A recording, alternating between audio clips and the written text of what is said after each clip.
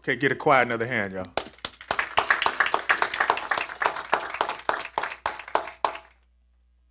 Praise to the Most High God of Abraham, Isaac, and Jacob. And peace to everyone that's here today. Peace to everyone that's watching us live on the internet, as well as listening in on the phone line. And as always, it's good to stand before you on the Lord's Sabbath day, which is, the title's appropriate. You know, remember the Sabbath day to keep it holy. But from the looks of all them empty chairs out there, I guess people forgot. But that's all right. If it wasn't nobody here, I teach a lesson to them cameras because somebody out there watching. So we're going to get into the lesson because, like I said, the title is Remember the Sabbath Day, and there's a significance behind the Sabbath day, and it has a bigger meaning than I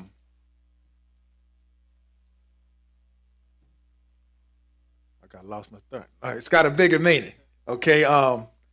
It represents the day that the Lord is going to come back and set his kingdom on this earth for 1,000 years. We're going to have 1,000 years of peace. Because 1,000 years to the Lord is one day. That's why we keep this Sabbath day. And he laid out some guidelines on how to keep it. We're not going to deal with the spiritual portion of it right now. Just some of the basic stuff that we should do in order to remember it and keep it holy. Because the Lord had guidelines and he laid them out on how to keep this day. But before we get into the lesson, we're going to read something on Sunday because modern day Christianity seems to think that the Sabbath day was changed when you can't read it nowhere in the Bible. That even Jesus himself changed the Sabbath day. That's garbage. You can't even read it. But let's read a little something. I didn't have this, you know, I ain't got enough ink for all y'all, so y'all just got to bear with me. We're going to read this one first, Sunday. You know, we can make copies, you know, if y'all want this, but, you know, you can find it on the internet as well. Go ahead, Sunday. Go ahead. Sunday. The first day of the week is Sunday. So first day of the week is Sunday. And we're going to go to this lesson to show you that the seventh day is the Sabbath, not the first day. Go ahead. For most Christian denominations, this day is considered a holy day due to the fact that Christ was reported to have risen from the dead on a Sunday. That's what they say, reportedly risen. We can go into Scripture. Many places in the Scripture show he did not rise on the first day of the week. Go ahead. For this reason, since ancient times, it has been designated a day of rest, mainly for the purpose of contemplation and worship. The actual last day of the week when God rested after creating the universe was Saturday. And we're going to read that in the lesson. It's the seventh day of the week he rested. Go ahead. Yet the name of Sunday has nothing to do with Christianity. The name Sunday has nothing to do with Christianity. Go ahead. But everything to do with even more ancient religions. The ancient Greeks knew that the sun was the source of life on the planet, and they gave it prime importance in their thinking. When the Romans later adopted the 7-day week, they emphasized their respect for the sun by naming the first day of the week for it, Dies Solis, Day of the Sun. The actual word Sunday is derived from the German word Sonntag, and they likely got it from the Scandinavians. These folk too placed a great deal of importance on the sun. Some tribes of these Germanic peoples invaded England in the 500s or so. They were known as the Angles and the Saxons. The Old English word was Sunnendag, and it changed over time to become our current Sunday. So that Sunday has nothing to do with Christianity. Zero. It has everything to do with paganism. That's why they call it Sunday. They worship the sun on that day. One more place. Read right here. Let's see when it became a law. Because Jesus, it's not in the commandments. Thou shalt remember the first day of the week to keep it holy. That's not in the commandments.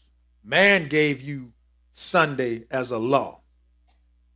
Right here, go ahead. And this guy right here is the one that did it. Go ahead. In 321, the Roman Emperor Constantine decreed Sunday to be a legal holiday and forbade all trade and work other than necessary agricultural labor. Later emperors extended the prohibition to include public amusements in the theater and circus. Church councils of the period were more concerned to enforce the obligation of Sunday worship, the earliest being the Spanish Council of Elvira, circa 300. But a synod of Laodicea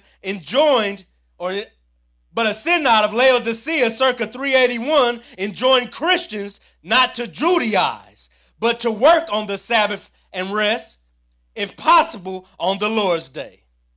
The Old Testament commandment of Sabbath rest received a spiritual interpretation from the church fathers when they applied it to Sunday.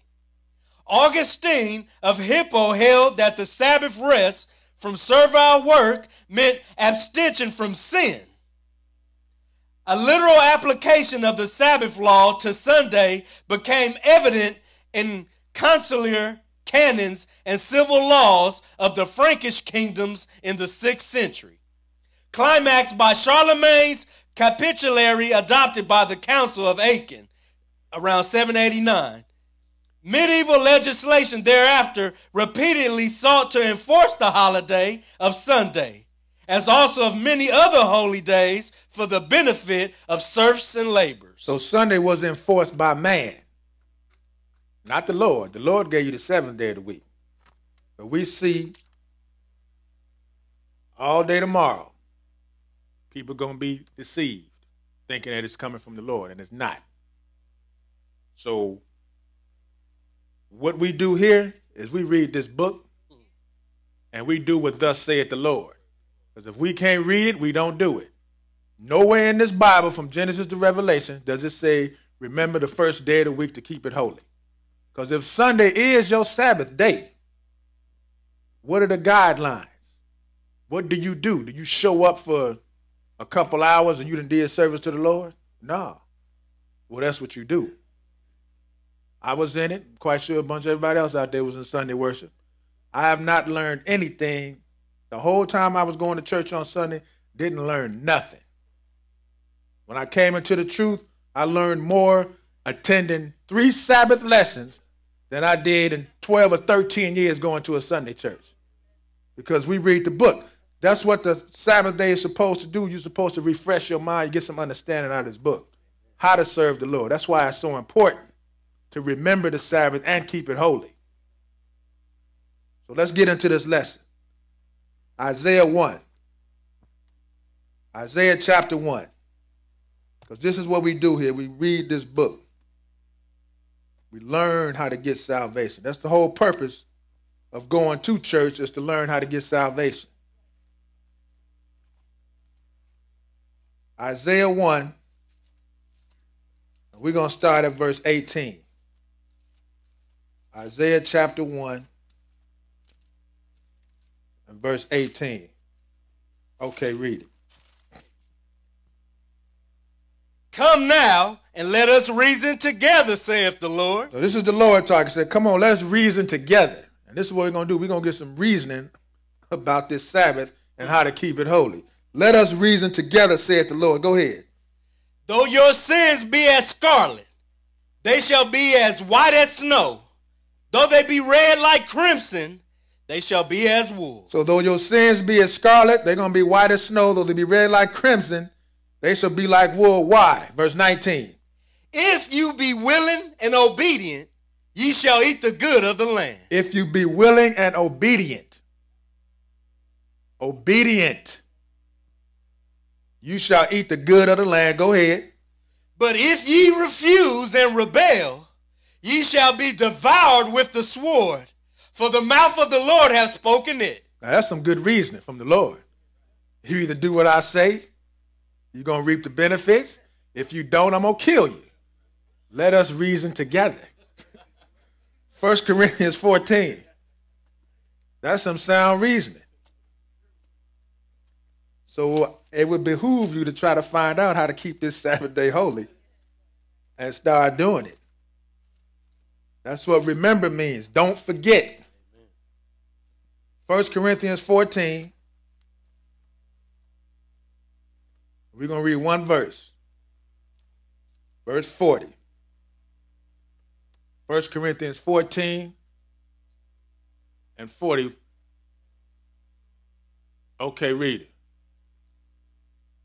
Let all things be done decently and in order. Now, there's some good knowledge right here. Let all things, not some things. All things must be done decently and in order. That includes your personal life as well. If everything was done decent and in order, we wouldn't have no disorder. And the Lord laid out the Sabbath on how to keep it holy, decently and in order. And if you abide by these guidelines, I guarantee you, you can't go wrong. Genesis 2. Let's see when the Sabbath day was set up. Way back in the beginning. Genesis 2. Day 1 through 6, the Lord numbered, but day 7, he called the Sabbath. This was the only day he gave a name to. Genesis 2, verse 1, read it. Thus the heavens and the earth were finished, and all the host of them. And on the seventh day, God ended his work which he had made. And he rested on the seventh day from all his work which he had made. So God rested on the seventh day. That's a good example for us to rest. If God can do it, why can't we do it? He rested on the seventh day. Go ahead. What else did he do? And God blessed the seventh day. And he blessed the first day. And God blessed the seventh day. And what else did he do? And sanctified it, because that in it he had rested from all his work which God created and made. So God blessed the seventh day and sanctified, which means he set it apart. He set it apart from all of the days of the week. He took this one day, blessed it, sanctified it, made it holy. And if we could read, we'll read further on. We ain't going to read it now, but when he did this, there was no man to till the ground. So he set this day up all by himself. So how all of a sudden this Roman guy going to come along and change it? Is he bigger than God? Apparently people think he is because everybody went for it wholesale. Let's go to Leviticus 19. Leviticus 19. So he blessed the Sabbath day, the seventh day, sanctified it, and set it apart. The Lord gave you 6 days to do what you want to do. All he asks is one. Just give me one day and stay focused on me. Leviticus 19, pick it up at verse 1. Read it. And the Lord spake unto Moses, saying, Speak unto all the congregation of the children of Israel, and say unto them, Ye shall be holy, for I, the Lord your God, am holy. So he's telling them, look, this is the Lord speaking to Moses. Speak to the children of Israel. Say, look, you shall be holy, for I, the Lord your God, am holy. And how does your road to holiness start? Verse 3. Ye shall fear every man his mother and his father. Fear your mother and father. Honor your parents. What else? And keep my Sabbaths. I am the Lord your God. And keep my Sabbaths. That's one of your ways to holiness, keeping the Sabbath. Skip down to verse 30 and read it. Ye shall keep my Sabbaths and reverence my sanctuary. I am the Lord. So you shall keep the Sabbath and give reverence to the sanctuary. You're supposed to respect your place of worship. Reverence this sanctuary.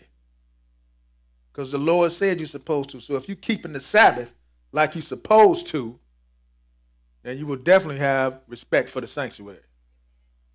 Let's go to Deuteronomy 5. So everything's supposed to stop Friday evening.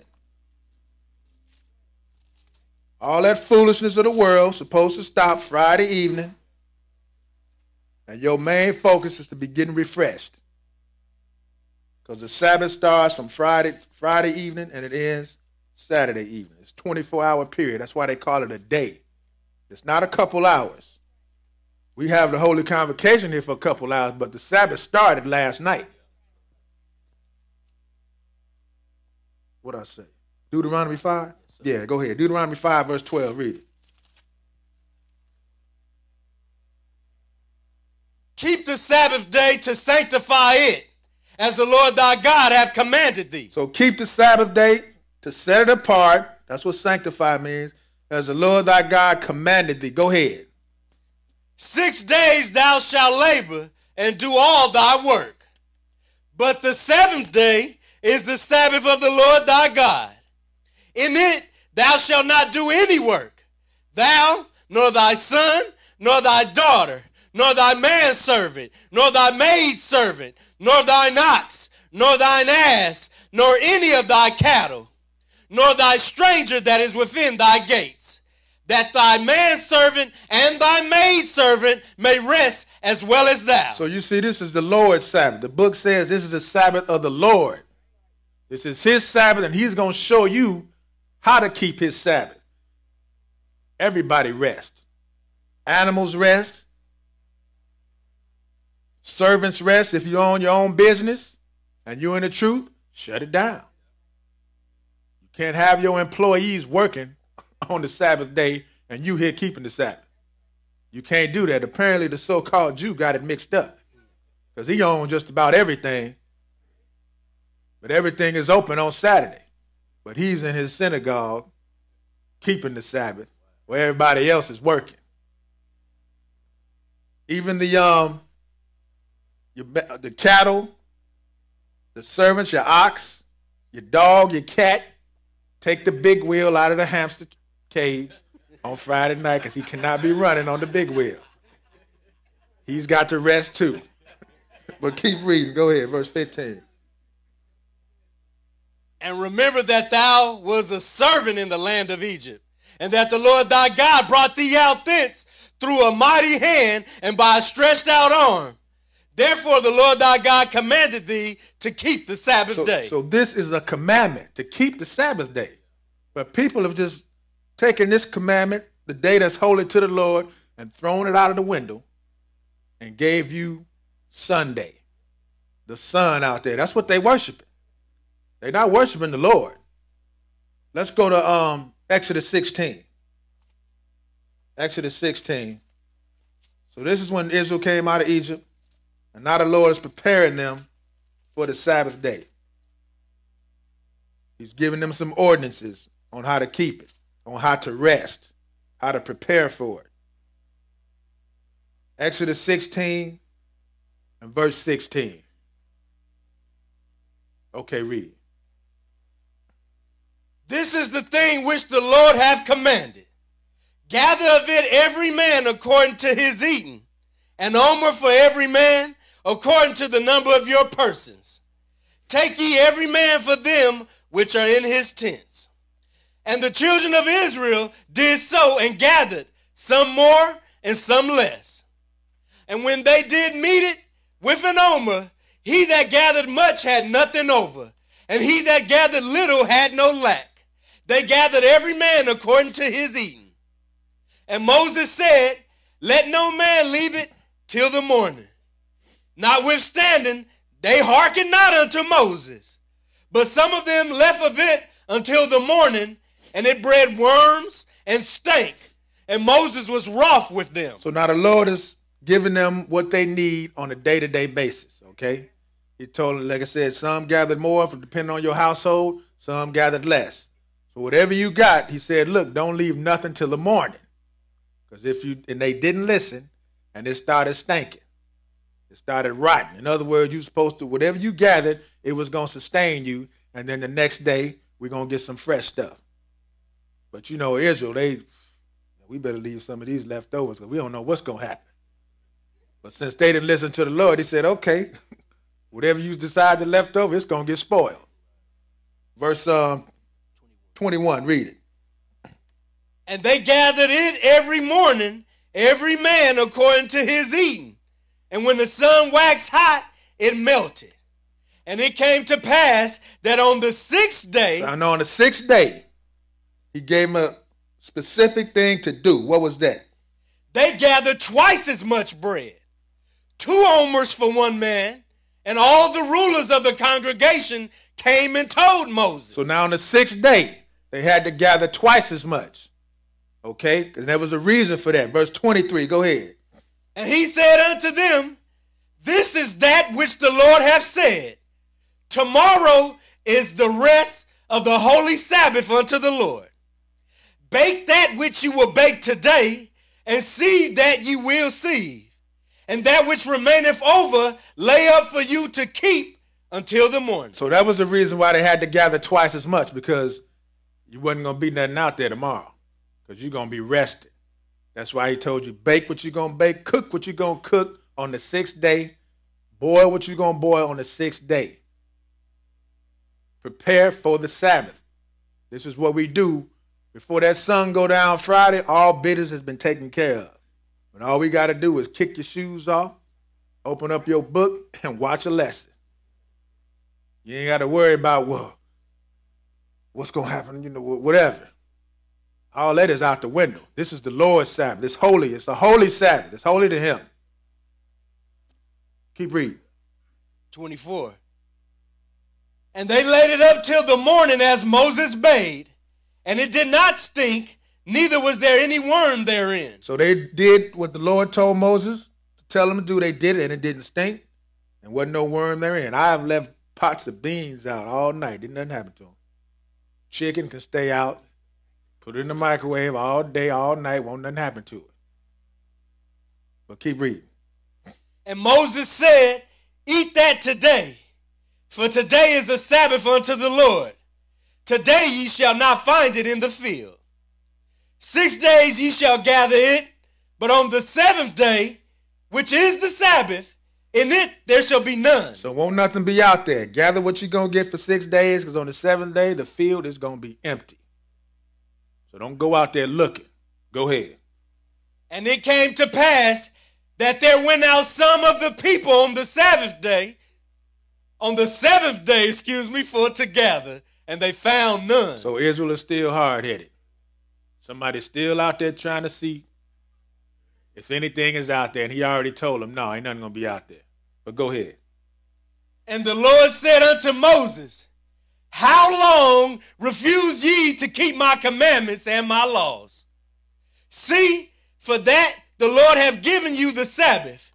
Therefore he giveth you on the 6th day the bread of 2 days. Abide ye every man in his place. Let no man go out of his place on the 7th day. So the people rested on the 7th day. So they finally got the message. Go to Exodus 35. And this is the reason why the Lord told you, cook what you're going to cook on the 6th day. Get it all out the way. Exodus 35, verse 1. Read it. And Moses gathered all the congregation of the children of Israel together, and said unto them, these are the words which the Lord hath commanded, that ye should do them.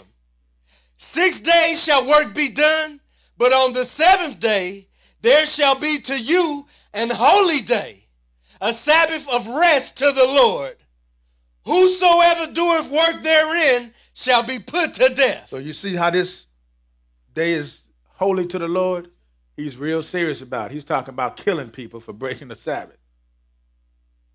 That's why he's going to kill up a whole lot of people when he come back, because they have taken his Sabbath, something that's holy to him, and giving you Christmas and Easter, what you can't even read in the book. Chicken eggs and putting trees in your houses. For what? Verse 3, go ahead. Ye shall kindle no fire throughout your habitations upon the Sabbath day. So that's why he told you, cook what you're going to cook on the 6th day, because you ain't going to be burning no fire on the Sabbath day. You don't need to be cooking on the Sabbath day, because the Lord commanded you not to cook. Don't kindle no fire. Don't even be smoking no cigarettes. You can do without it for one day. And who knows, you do without it for one day, the Lord may relieve you of that addiction for the rest of your life. Let's go to Isaiah 58. And this is, sometimes these lessons, they have to be taught. They come far and few in between, but this is the basic right here. Because this is the first thing you learn when you come into this truth, is that Sunday is not the day of worship. That's right. So now you start keeping the Sabbath, and you start learning more and more and more. Why? Because you're coming to do what Jesus did. Went into the synagogue on the Sabbath day and read the book.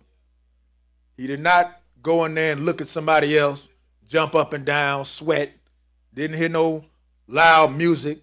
Didn't have to stand up and sit down 50 million times. They sat there and they read the book and got some understanding. Isaiah 58, verse 13, read it. If thou turn away thy foot from the Sabbath, from doing thy pleasure on my holy day, and call the Sabbath a delight, the holy of the Lord. So the Sabbath is a delight. You're supposed to look forward to this day. I look forward to this day. Go ahead. Honorable, and shall honor him, not doing thine own ways, nor finding thine own pleasure, nor speaking thine own words. So you're supposed to deny yourself on this day. You got 6 days to do all that stuff you need to do. Your own pleasures, not on the Lord's day. Watch your conversation on the Lord's day. Your main focus is supposed to be on the Lord. That's why this day is holy to him. And it's a bigger meaning behind it. Go ahead. Then shalt thou delight thyself in the Lord, and I will cause thee to ride upon the high places of the earth, and feed thee with the heritage of Jacob thy father. For the mouth of the Lord hath spoken it. So these are some of the ordinances of the Sabbath. No kindling fire, no work, none of your own pleasures. Just some of the ordinances that the Lord laid out on how to keep it holy. First of all, you got to remember. Don't forget. Please don't forget. It comes up every week. How can you forget it if it's coming up every week? The Sabbath should be like breathing. You shouldn't get caught up. You shouldn't be getting caught up on the Sabbath day doing some crazy, foolish stuff. It should be second nature. It should be first nature. Let's go to Nehemiah 13. Nehemiah 13. And this is how you defend what you do. Sun worship don't have no leg to stand on. It's all this. Book is closed and it's all this. If somebody asks you a question why you go to church on Saturday, boom. You should be able to go right to this book and show them every verse. This is why I go, because the Lord said this. Go to the New Testament. See, Jesus did it too. Paul did it too. You should be able to go to every verse and prove that you serve the one and true living God. Make him proud that you're a servant of him. Nehemiah 13, verse 15. Go ahead. In those days saw I in Judah some treading wine presses on the Sabbath, and bringing in sheaves and laden asses, and also wine, grapes, and figs, and all manner of burdens, which they brought into Jerusalem on the Sabbath day. And I testified against them in the day wherein they sold victuals. So apparently nobody's resting. Because if you got all manner of burdens, you're not resting. You're doing some work. Go ahead. There dwelt men of Tyre also therein, which brought fish and all manner of ware, and sold on the Sabbath unto the children of Judah and in Jerusalem. Then I contended with the nobles of Judah, and said unto them, what evil thing is this that ye do, and profane the Sabbath day? And how were they profaning the Sabbath day? They was buying and selling. Because if everybody's resting, won't nothing be open? Go ahead. Did not your fathers thus, and did not our God bring all this evil upon us and upon this city? Yet ye bring more wrath upon Israel by profaning the Sabbath.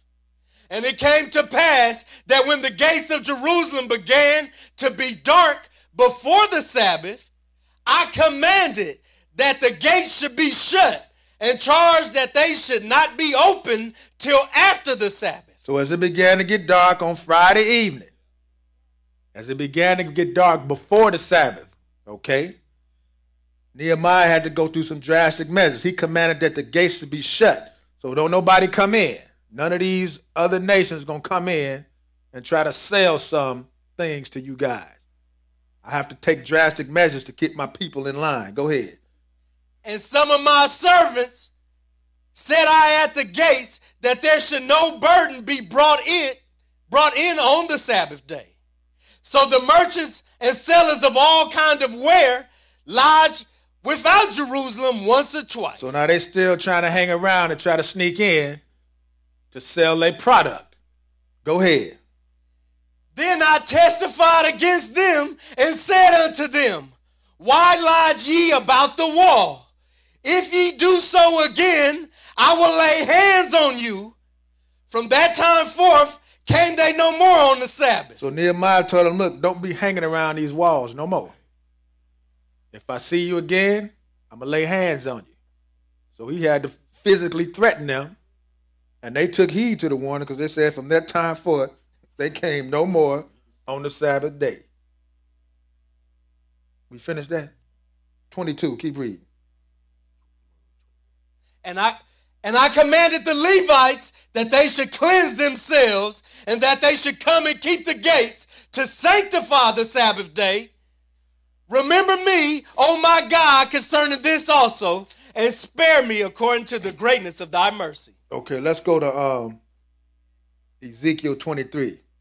So Nehemiah had to go through some drastic measures, and he said, Lord, remember me, please, because I'm just trying to keep some order. So if I have to physically threaten these people, show me some mercy. I ain't going to kill them. I'm just going to beat them. Ezekiel 23. Now let's read this real quick. Because this is all about attitude right here. Ezekiel 23, 38. Read it. Moreover, this they have done unto me. They have defiled my sanctuary in the same day, and have profaned my Sabbaths. For when they had slain their children to their idols, then they came the same day into my sanctuary to profane it. And lo, thus have they done in the midst of mine house. Now, I know ain't nobody kill their kids out here. At least I don't think so. But look what Israel did. They said, look, they done killed their kids, and they ain't going to come and keep the Sabbath. You are not reverencing the sanctuary. Because you bringing attitude on the Sabbath day, and they ain't going to come in here and try to be friendly. It ain't going to happen. You got to have the right mindset. It should have started Friday evening. Shouldn't be no arguing in the household on the Sabbath day. All that stuff should be stopped. There should be peace. It's the day of rest. So they killing their kids and they ain't going to keep the Sabbath day. The Lord looking at all of this. Let's go to Amos 8.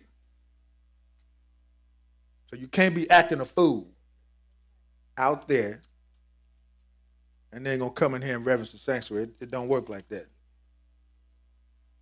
Leave all that burden out there. It shouldn't be there should be no problems that's going to keep you from having a holy convocation. Only way you shouldn't be here is if you laid up in the hospital bed or you just sick beyond sickness. Amos 8, and pick it up at verse 4. And this is not a good attitude right here either. Amos 8 and verse 4, read it. Hear this, O ye that swallow up the needy, even to make the poor of the land to fail, saying, when will the new moon be gone, that we may sell corn, and the Sabbath that we may set forth wheat, making the ephah small and the shekel great, and falsifying the balances by deceit. So this, apparently they're not delighting in the Sabbath, because they can't wait till it's over. That's the wrong attitude to have. They can't wait till the Sabbath is over so they can go out there and do some clowning. You might as well just not even show up. Go back to church on Sunday because you're not delighting in the Sabbath. Go ahead. That we may buy the poor for silver and the needy for a pair of shoes, yea, and sell the refuse of the wheat. The Lord hath sworn by the excellency of Jacob Surely I will never forget any of their works. So the Lord sees exactly what you're doing, and he sees everything in your head, even what you're thinking. Exodus 31. Exodus 31.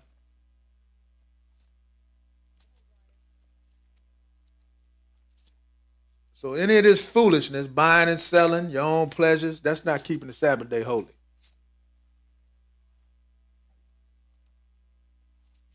You're supposed to delight in this day. It's holy to the Lord. If people really understood what this Sabbath day means, I guarantee you they wouldn't be talking crazy. Talking about Sunday. Man, please. Prove to me out the Bible Sunday. Exodus 31, verse 12, read it. And the Lord spake unto Moses, saying, Speak thou also unto the children of Israel, saying, Verily my Sabbaths ye shall keep, for it is a sign between me and you throughout your generations, that ye may know that I am the Lord that doth sanctify you. So the Sabbath is a sign between the Lord and his people throughout their generations. The seventh day of the week. So whose sign is it? The first day of the week. If the seventh day is a sign for the Lord, then who's the first day of the week to sign up? Keep reading. Ye shall keep the Sabbath therefore, for it is holy unto you. Everyone that defileth it shall surely be put to death. For whosoever doeth any work therein, that soul shall be cut off from among his people.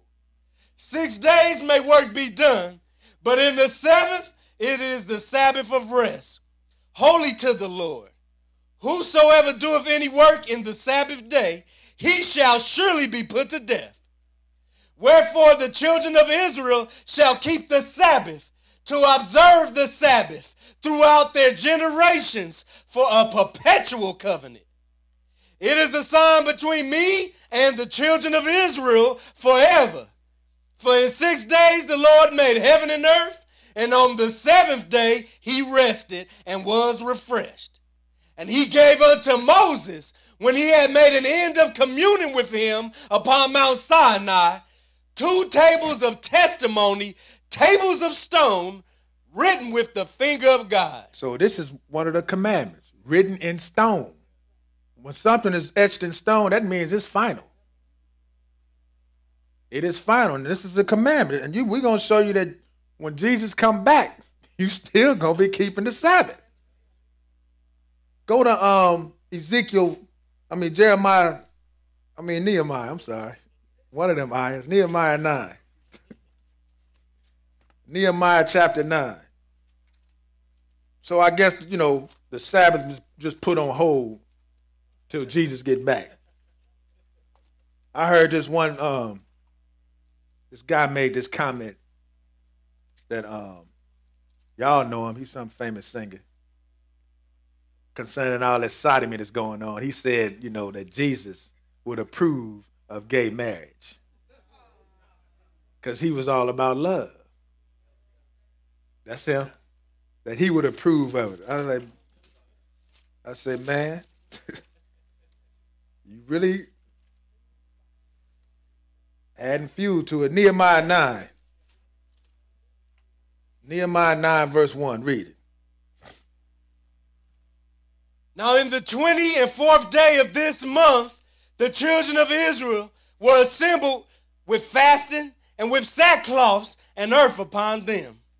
And the seed of Israel separated themselves from all strangers and stood and confessed their sins and the iniquities of their fathers. And that's what you do when you keep this Sabbath. You separate yourself. Because that day is sanctified to the Lord. It's separate. He separated that day, and that's what you do when you keep this day. You separate yourself from your family. Eventually they get the message. They used to call and try to disrupt. They call it your Sabbath. But eventually you have to correct them like, no, this is the Lord's Sabbath. It's not my Sabbath. I didn't create this Sabbath. It's the Lord's Sabbath. But eventually they get the message, and they stop calling. And you get some peace. You don't have to worry about cutting your phone off. You can leave, cut it back on, and knowing it won't ring no more. So you separating yourself. Go ahead. And they stood up in their place and read in the book of the law of the Lord their God 1/4 part of the day. And another 4th part they confessed and worshiped the Lord their God. So 1/4 part of the day they read the book, and the other 4th part of the day they worshiped the Lord. Go ahead. Then stood up upon the stairs of the Levites Jeshua and Benai, Kadmiel, Shebaniah, Bunni, Sherebiah, Bani, and Chenani, and cried with a loud voice unto the Lord their God. Then the Levites, Jeshua and Kadmiel, Bani, Hashbaniah, Sherebiah, Hadajah, Shebaniah, and Pithaniah said, Stand up and bless the Lord your God forever and ever, and blessed be thy glorious name, which is exalted above all blessing and praise. Okay, skip down to verse 13. So they doing some heavy praise and heavy blessing. Verse 13, go ahead. Thou camest down also upon Mount Sinai, and spakest with them from heaven, and gavest them right judgments and true laws, good statutes and commandments, and madest known unto them thy holy Sabbath, and commandest them precepts, statutes, and laws by the hand of Moses thy servant. We just read that in Exodus. He wrote everything in stone, and he called the Sabbath holy. How many times are we going to have to read that this is a holy day to the Lord? It's his holy Sabbath. Let's go to Jeremiah 17. Jeremiah 17. And we're going to get to the New Testament for those that are waiting. And it's going to say the same thing, because the new and the old lines up. From Genesis to Revelation, it all says the same thing. Even the last book of the Bible, the last chapter of the last book says, Blessed is he that do the commandments. And keeping the Sabbath is part of the commandments. Jeremiah 17, verse 19, read it. Thus saith the Lord unto me, Go and stand in the gate of the children of the people, whereby the kings of Judah come in, and by the which they go out, and in all the gates of Jerusalem. And say unto them, Hear ye the word of the Lord, ye kings of Judah, and all the inhabitants of Jerusalem that enter in by these gates. So now he's standing in front of the gates, and people are going to Sabbath, going to the Sabbath day to keep it. Go ahead. Thus saith the Lord, Take heed to yourselves, and bear no burden on the Sabbath day, nor bring it in by the gates of Jerusalem. So take heed to yourselves, bear no burden on the Sabbath day, nor bring it into the gates of Jerusalem. 22, read it. Neither carry forth a burden out of your houses on the Sabbath day. So leave all that foolishness at the house. Don't bring it here on the Sabbath day. Go ahead. Neither do ye any work, but hallow ye the Sabbath day as I commanded your fathers. But they obeyed not, neither inclined their ear, but made their necks stiff, that they might not hear nor receive instruction. That's Israel for you. Don't want to be told to do nothing. They want to do it their way, not the Lord's way. But go ahead. Verse 24. And it shall come to pass, if ye diligently hearken unto me, saith the Lord, to bring in no burden through the gates of this city on the Sabbath day, but hallow the Sabbath day to do no work therein, then shall there enter into the gates of this city kings and princes sitting upon the throne of David, riding in chariots and on horses, they and their princes, the men of Judah and the inhabitants of Jerusalem. And this city shall remain forever. So he done took it clear into the future. Way into the future, all you got to do is hallow the Sabbath day, because that's where it starts. You hallow the Sabbath day, remember it, keep it holy, receive some instruction. Next thing you know, you coming up in the first resurrection. Keep reading. And they shall come from the cities of Judah, and from the places about Jerusalem, and from the land of Benjamin, and from the plain, and from the mountains, and from the south, bringing burnt offerings and sacrifices and meat offerings and incense, and bringing sacrifices of praise unto the house of the Lord. So everybody's going to be coming to bring sacrifice and praise to the house of the Lord. Verse 27, go ahead. But if ye will not hearken unto me to hallow the Sabbath day, and not to bear a burden, even entering in at the gates of Jerusalem on the Sabbath day, then will I kindle a fire in the gates thereof, and it shall devour the palaces of Jerusalem, and it shall not be quenched. And we know this happened because they got kicked out the land. And that's why we're here today. Because nobody, I mean, if the Lord took, that's how important the Sabbath day is to the Lord. He was going to forgive everything that they did. All that idol worship, all that sacrificing your kids to Molech, he would have forgave all that. He was just, look, just hallow my Sabbath day. But they didn't want to do that. Food for thought. Go to Ezekiel 46, and let me show you this is going to happen. And there won't be no same-sex couples going up in this temple either when the Lord get back. I guarantee you that. Won't be no same-sex people keeping the Sabbath. They will be dead. Ezekiel 46. Because he said if you keep the Sabbath, you're going to ride in the city with princes on horses. Ezekiel 46, and we're going to start at verse 1.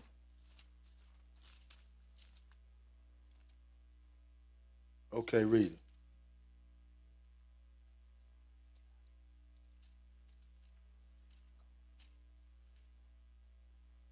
Mm-hmm. 46 and 1. Thus saith the Lord God, the gate of the inner court that looketh toward the east shall be shut the 6 working days. But on the Sabbath it shall be open, and in the day of the new moon it shall be open. Now, this is in the future. This ain't happened yet. This is when Jesus is back on this earth. Go ahead. And the prince shall enter by the way of the porch of that gate without, and shall stand by the post of the gate, and the priest shall prepare his burnt offering and his peace offerings. And he shall worship at the threshold of the gate. Then he shall go forth, but the gate shall not be shut until the evening. Likewise, the people of the land shall worship at the door of this gate before the Lord in the Sabbaths and in the new moon. So likewise, the people of the land shall worship at the door of this gate before the Lord on the Sabbath day. So the Sabbath day is still good, no matter what this Roman guy says. The Sabbath is good. That's why we're keeping it. Somebody need to tell Mr. and Mrs. New Testament Christian that they worshiping on the wrong day. Acts 13. Acts 13. Now we get to the New Testament to see if the Sabbath changed. I'm still trying to find it. It's funny, you can't find it in the New Testament, but 300 years later, we find out when it changed because it wasn't in the Bible. Acts 13. Now, this is Paul, the one that they attribute to changing all this stuff. Let's see what his mindset was. And remember, this is long after Jesus had died, resurrected, and went back to heaven. Acts 13, verse 13, read it. Now when Paul and his company loosed from Paphos, they came to Perga in Pamphylia, and John departing from them returned to Jerusalem. But when they departed from Perga, they came to Antioch in Pisidia and went into the synagogue on the Sabbath day and sat down. So they went into the synagogue on the Sabbath day. And what else did they do? 15. And after the reading of the law and the prophets, the rulers of the synagogue sent unto them, saying, Ye men and brethren, if you have any word of exhortation for the people, say on. So after reading the law and the prophets, in other words, Genesis to Malachi, Because remember, when this was being written, there was no New Testament. So when they went into the synagogue, they read from the law and the prophets. Go ahead. 16. Then Paul stood up and beckoning with his hand said, Men of Israel, and ye that fear God, give audience. So they had asked Paul to say something. He said a lot of stuff, but we ain't going to read it all. You can read it on your own. Skip down to verse 42, because after he finished with his good sermon, what happened? Go ahead. And when the Jews were gone out of the synagogue, the Gentiles besought that these words might be preached to them the next Sabbath. So when the Jews were gone out of the synagogue, the Gentiles besought that these words might be preached to them on Sunday. They wanted it on the next Sabbath. This Sabbath is for everybody. There's no distinction between a Jew Sabbath and a Christian Sabbath. It's the Lord's Sabbath. And if you call yourself a Christian, you need to be worshiping the Lord on the 7th day of the week. Go ahead. Now when the congregation was broken up, many of the Jews and religious proselytes followed Paul and Barnabas, who speaking to them, persuaded them to continue in the grace of God. And the next Sabbath day came also the whole city together to hear the word of God. So the next Sabbath day came almost the whole city to hear the word of God on the Sabbath day. Go to Isaiah 56 to show you that this is for everybody. The Lord never made no distinction between two different days of worship. It's only one day that the Lord hallowed and sanctified. And Isaiah 56, and if you just understand the Sabbath day, the Lord will increase your understanding and everything else. Because it's the basics. I keep telling you, it's just the basic. What is wrong with keeping the Sabbath day? What's wrong with it? What is wrong with just doing nothing? What's wrong with just resting, focusing on the Lord? People think it's a crime to keep the law. Isaiah 56 and verse 1, read it. Thus saith the Lord, keep ye judgment and do justice, for my salvation is near to come, and my righteousness to be revealed. Blessed is the man that doeth this. Blessed is the man that doeth this. What is that? Go ahead. And the Son of Man that layeth hold on it, that keepeth the Sabbath from polluting it, and keepeth his hand from doing any evil. So that's a blessing. Blessed is the man that doeth this, that keep the Sabbath from polluting it and keeping his hands from doing any evil. If you remember the Sabbath and keep it holy, you got a blessing coming. Because this is what the book say. Verse 3, read it. Neither let the son of the stranger that have joined himself to the Lord speak, saying, The Lord hath utterly separated me from his people. Neither let the eunuch say, Behold, I am a dry tree. So don't let the stranger say that the Lord has separated me from his people. Don't let him say that. Neither let the eunuch say, I'm a dry tree. Verse 4, go ahead. For thus saith the Lord unto the eunuchs that keep my Sabbaths, and choose the things that please me, and take hold of my covenant. Even unto them will I give in mine house, and within my walls a place and a name better than of sons and daughters. I will give them an everlasting name that shall not be cut off. Also the sons of the strangers that joined themselves to the Lord to serve him. So the sons of the strangers, that's non-Israelite. That could cover anybody. If you join yourself to the Lord to serve him, and what else? And to love the name of the Lord, to be his servants, everyone that keepeth the Sabbath from polluting it, and taketh hold of my covenant. So this Sabbath is for everybody. But you have to keep it holy the way the Lord tells you to keep it holy. You just can't serve what's the old saying? You serve God your way, I serve him my way, and we all get to heaven? Please. That ain't happening.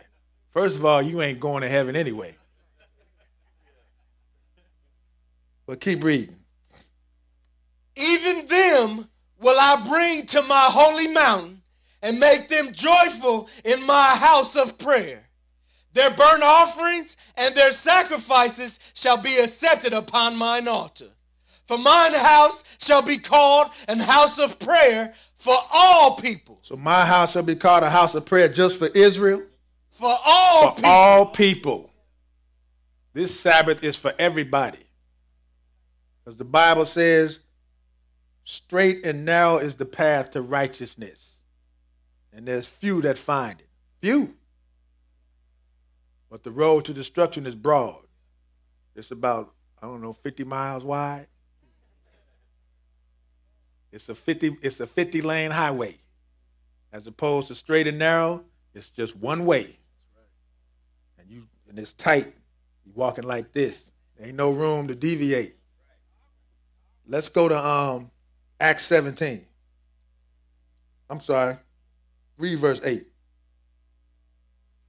The Lord God which gathereth the outcasts of Israel saith, yet will I gather others to him beside those that are gathered unto him. So we see this is for everybody. The Lord that gathers the outcasts of Israel, he's going to gather others to him as well. Acts 17.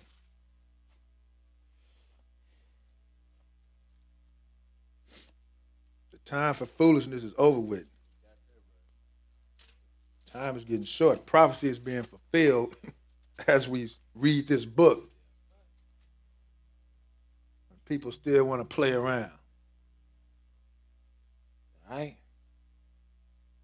Acts 17, verse 1. Read it. Now when they had passed through Amphipolis and Apollonia, they came to Thessalonica, where was a synagogue of the Jews. And Paul, as his manner was, went in unto them, and 3 Sabbath days reasoned with them out of the scriptures. That's what we read in the first, Isaiah 1. Let us reason together. And how do you reason? Out of this book. You come to the Sabbath day and you get some reasoning out of these scriptures right here. And that's what Paul did, as his manner was. He went unto them, and 3 Sabbath days reasoned. That was 3 weeks. He was chopping up the book with them brothers. Go ahead. Opening and alleging that Christ must needs have suffered and risen again from the dead, and that this Jesus whom I preach unto you is Christ. And he was reasoning them out of the scriptures. Genesis to Malachi, he was preaching Christ. Because Jesus is all through the Old Testament. But what they tell you, well, the Old Testament's done away with. Then you done just done away with Jesus too then. We can preach Jesus from Genesis to Malachi and never get into Matthew. Because the book said, he says, I come in the volume of the book. Everything that happened to Jesus was already written in the Old Testament. Right. The script was written. He just came and acted out his role. But they tell you that you don't need the Old Testament no more. Please. You're throwing away your salvation. Acts 18. Flip right over to Acts. We finished that? Verse 4. Read it. And some of them believed and consorted with Paul and Silas, and of the devout Greeks a great multitude, and of the chief women not a few. So some believe, just like they do today. Some believe us, you know. They think we're crazy, but I don't care. I'm going to read the book. You do what you want to do. Acts 18, verse 1, read it. After these things, Paul departed from Athens and came to Corinth. Now he left Athens, and now he's in Corinth. Go ahead. And found a certain Jew named Aquila, born in Pontus, lately come from Italy with his wife Priscilla, because that Claudius had commanded all Jews to depart from Rome, and came unto them. And because he was of the same craft, he abode with them and wrought. For by their occupation they were tent makers.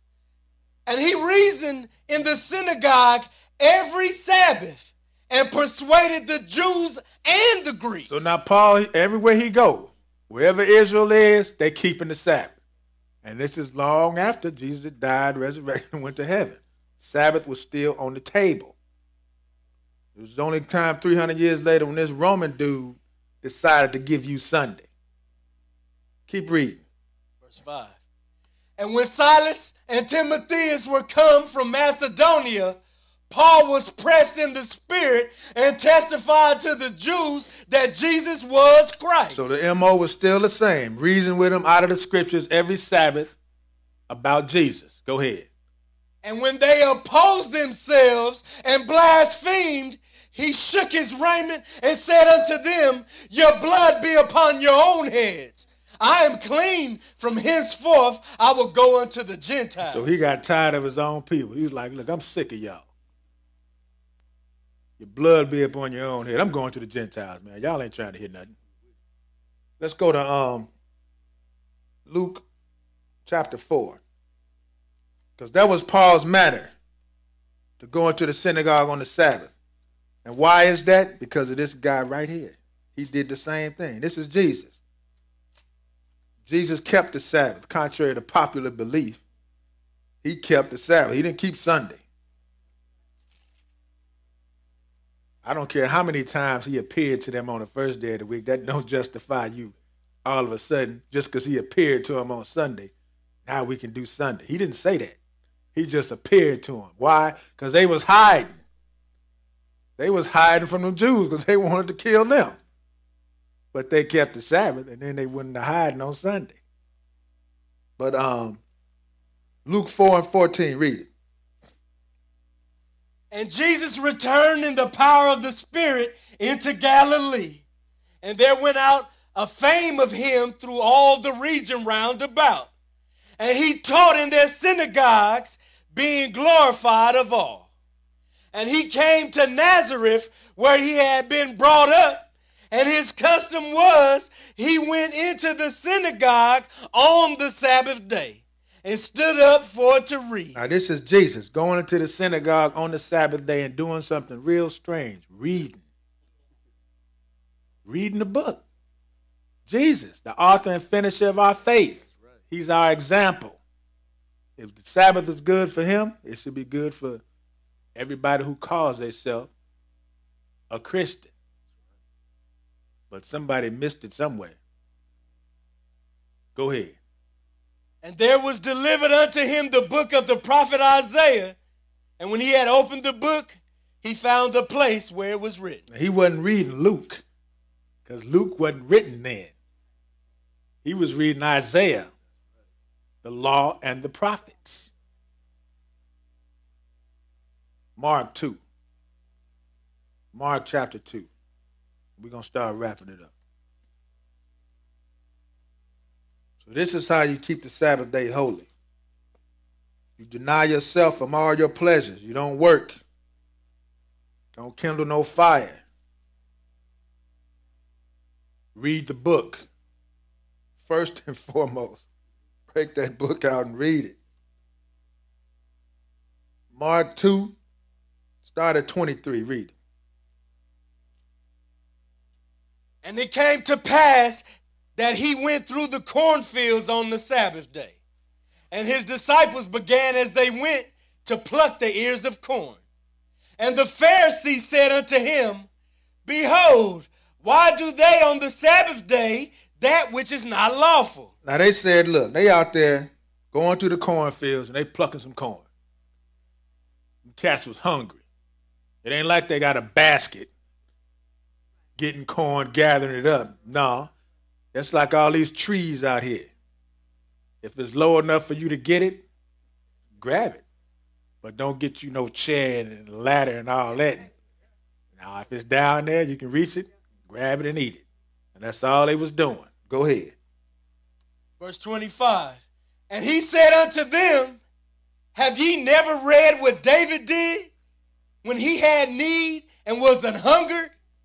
He and they that were with him, how he went into the house of God in the days of Abiathar the priest, and did eat the showbread, which is not lawful to eat, but for the priests, and gave also to them which were with him.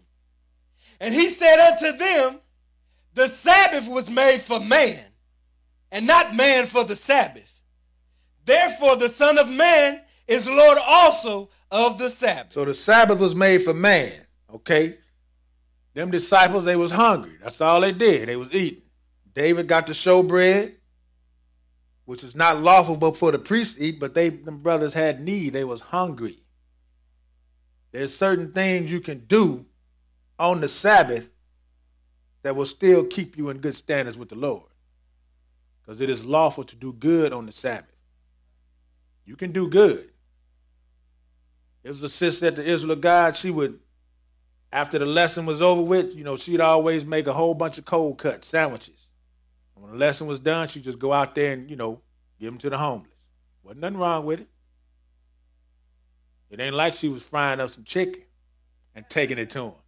These were sandwiches. She was just feeding the homeless. Nothing wrong with it. Let's go to right into Mark 3 and pick it up at verse 1. So the Sabbath was made for man, not man for the Sabbath.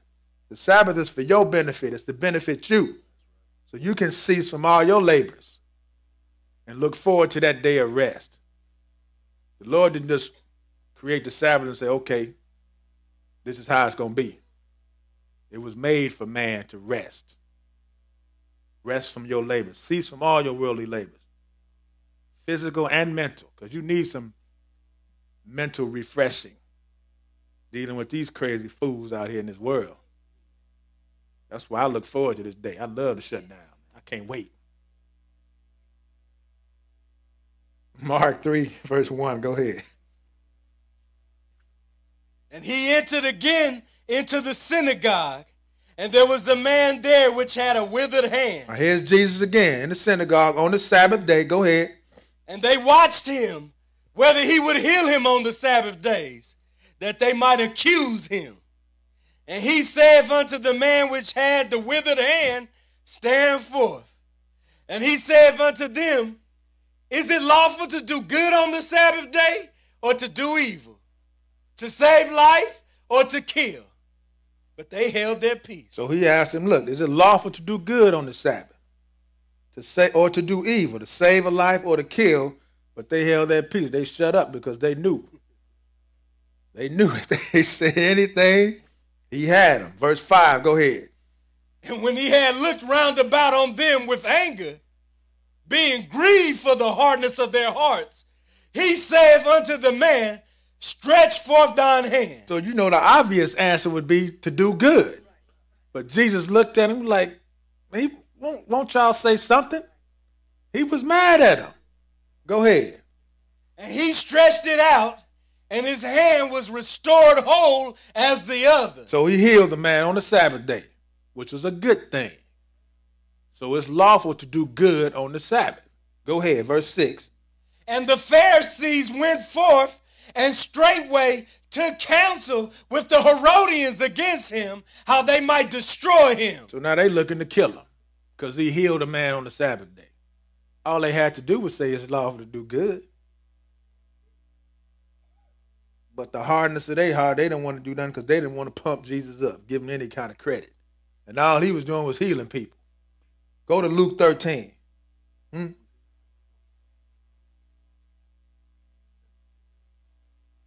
to 12. Oh, well, keep reading. I'm sorry. Yeah, that's it. I'm looking at the wrong thing. Go ahead, keep reading. Verse 7. But Jesus withdrew himself with his disciples to the sea, and a great multitude from Galilee followed him, and from Judea, and from Jerusalem, and from Idumea, and from beyond Jordan.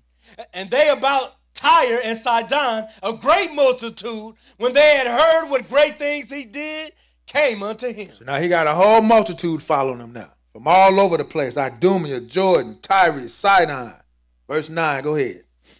And he spake to his disciples that a small ship should wait on him because of the multitude, lest they should throng him. So it was so many people out there, he had to get on the boat and get up out of there. He would have got crushed. Go ahead. For he had healed many, insomuch that they pressed upon him for to touch him, as many as had plagues. So he was healing so many people. Remember, this is on the Sabbath day now. He's still healing, doing good on the Sabbath day. For he had healed many, and so much that they pressed on him just to touch him, and as many had the plagues. Go ahead, verse 11. And unclean spirits, when they saw him, fell down before him and cried, saying, Thou art the Son of God. So even these foul spirits confessing that he's the Son of God. Evil spirits, they know. They angels. They know. But go ahead, what did he tell them? And he straightly charged them that they should not make him known. So he just, in other words, he told them to shut up. You're running your mouth too much. Now let's go to Luke 13. Luke 13, and we got 3 more places. Luke 13.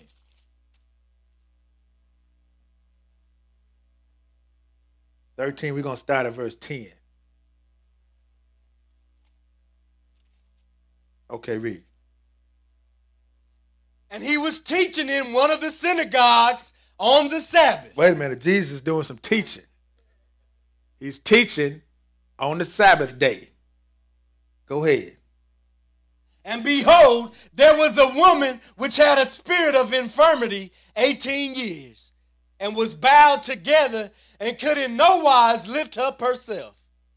And when Jesus saw her, he called her to him, and said unto her, Woman, thou art loosed from thine infirmity. So he healed a woman that had an infirmity for 18 years. He healed her on the Sabbath day. Jesus was always healing on the Sabbath day. Go ahead. And he laid his hands on her, and immediately she was made straight and glorified God. And the ruler of the synagogue answered with indignation, because that Jesus had healed on the Sabbath day, and said unto the people, There are 6 days in which men ought to work. In them, therefore, come and be healed, and not on the Sabbath day. Now that's crazy. How you know when you're going to get sick? We had a sister here that got sick. You know, we had to take her to the hospital. You don't know. But they telling her, look, you got 6 days. You know, you don't need to be coming on the Sabbath day to get healed. This is the best healing you can get on this day. Some spiritual healing. You ain't going to get it on Sunday. All you're going to get is a show. And you ain't even thinking about the sermon anyway. You worried about what's on TV, football, especially during the playoffs. You trying to get up out of there quick. But go ahead. Verse 15. The Lord then answered him and said, Thou hypocrite, doth not each one of you on the Sabbath loose his ox or his ass from the stall and lead him away to watering? And ought not this woman, being a daughter of Abraham, whom Satan hath bound, lo, these 18 years, be loosed from this bond on the Sabbath day? And when he had said these things, all his adversaries were ashamed, and all the people rejoiced for all the glorious things that were done by him. So that dude just put his foot in his mouth. Let's go to Luke 14. Right over to Luke 14. Pick it up at verse 1. Okay, go ahead. And it came to pass, as he went into the house of one of the chief Pharisees to eat bread on the Sabbath day, that they watched him. So now he going into one of the chief Pharisees' houses to eat bread on the Sabbath day. And they're eating bread. I'm quite sure it wasn't made that day either. Go ahead. And behold, there was a certain man before him which had the dropsy. And Jesus answering spake unto the lawyers and Pharisees, saying, Is it lawful to heal on the Sabbath day? So he asked them again. And these dudes, they so stuck up and stiff-necked, they don't want to give Jesus no kind of credit. So they don't, what did they do? Verse 4, go ahead. And they held their peace. And they didn't say nothing. Go ahead. And he took him and healed him and let him go. So whether you say anything or not, I'm still going to heal this man. Now what? Go ahead. And answered them, saying, Which of you shall have an ass or an ox fallen into a pit, and will not straightway pull him out on the Sabbath day? And they could not answer him again to these things. So he shut him up. All you had to do was get a man credit. He was healing somebody. He's doing good. So you can do good on the Sabbath day within reason. Don't get out here and just because the Lord offered you a chance to do some overtime to get you some extra money, you're going to work on the Sabbath day. I don't think so. That's the first thing the Lord says, don't work. I don't care how much extra money. You could offer me $1 million an hour. Nope. I will not work on the Sabbath day. Let's go to Exodus 20. Exodus 20. So the Lord tell you to remember the Sabbath. Don't forget this day and keep it holy. Once you remember it, keep it holy. Exodus 20, verse 8.